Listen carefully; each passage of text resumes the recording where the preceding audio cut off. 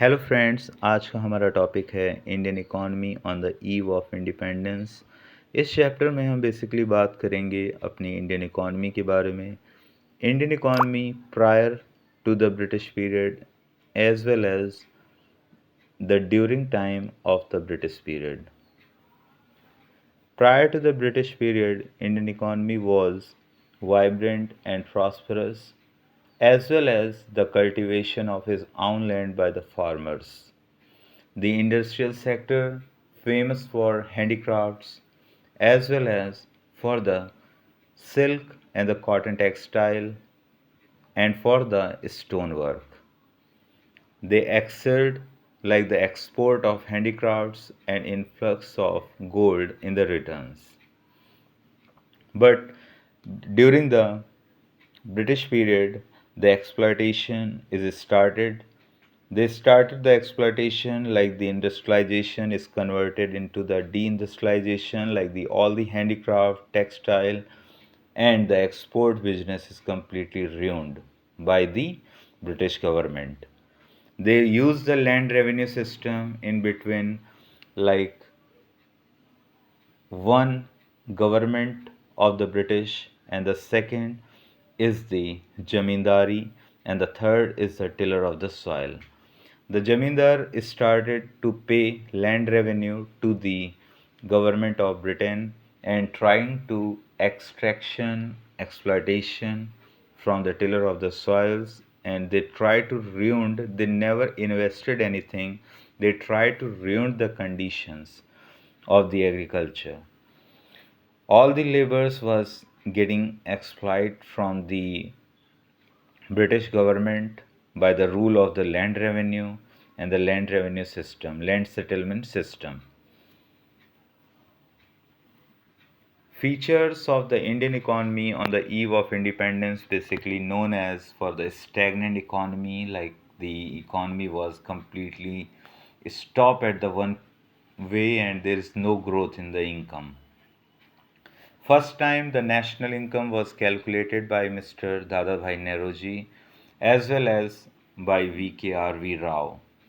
Scientifically, the national income calculated by V.K. Rao and as well as the Dadabhai Naoroji calculated national income first time in 1867-68, and they have written a book that's known as Poverty and Un-British Rule in India.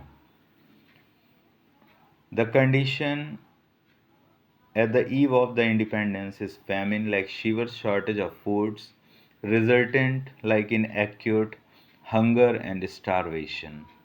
Backward economy, that's the second feature of the eve of independence. An economy is called a backward economy when it was a very low per capita income, like the national income and the population dividend, it's called per capita. As the situation at the eve of the independence is completely ruined by the British government. So we have sufficient food, but it's not to be complete for everyone. No shelter, no clothing, and we were backward economy. We are completely depend on the dominance of agriculture. Basically, 85% Indian population was dependent on agriculture for livelihood. And the third, the bleak industrialization, basically the handicrafts, textile, and the stonework, all the best work was completely ruined by the British government, and we are completely depend on the heavy dependence on the imports.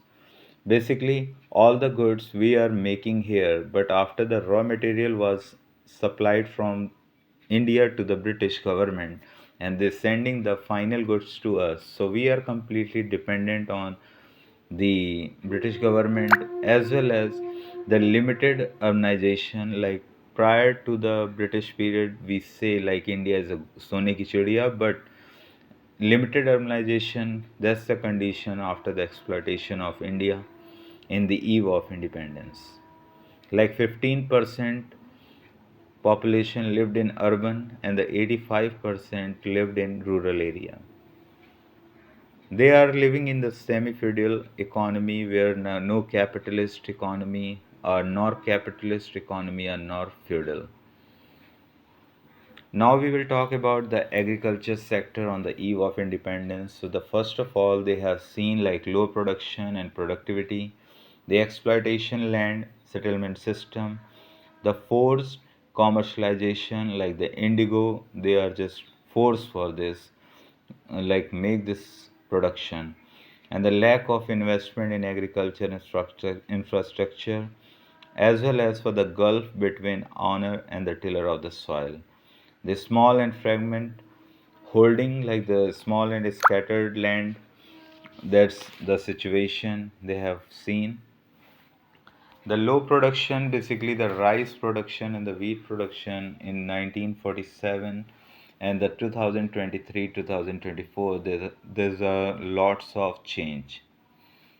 Also, exploitation land settlement system, where I already said about, is the zamindar is the owner of the soil, and British government taking the land revenue, and who is the peasant and the laborer is the tiller of the soil.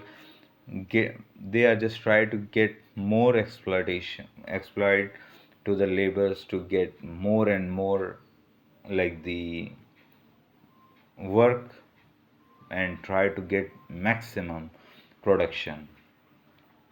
They forced commercialization of agriculture, like commercialization of agriculture refers to a shift from the subsistence cultivation, basically subsistence cultivation, like they are doing the agriculture for own or the self consumption, but it's converted in the cash crops, like they are just making a new commercial crops like for the indigo, as well as it was required for the textile industry in the Britain for dyeing or bleaching of a textile.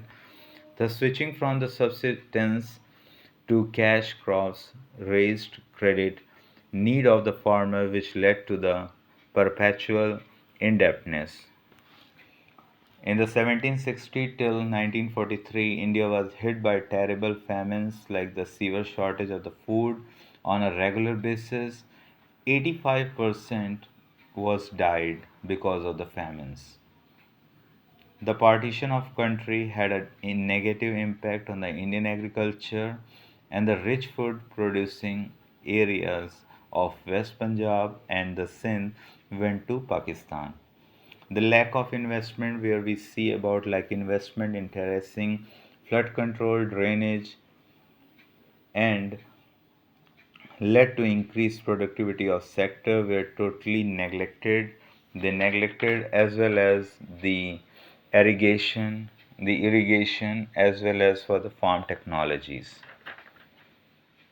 So the second part of this video, we will talk about like the industrial sector of the eve of the independence.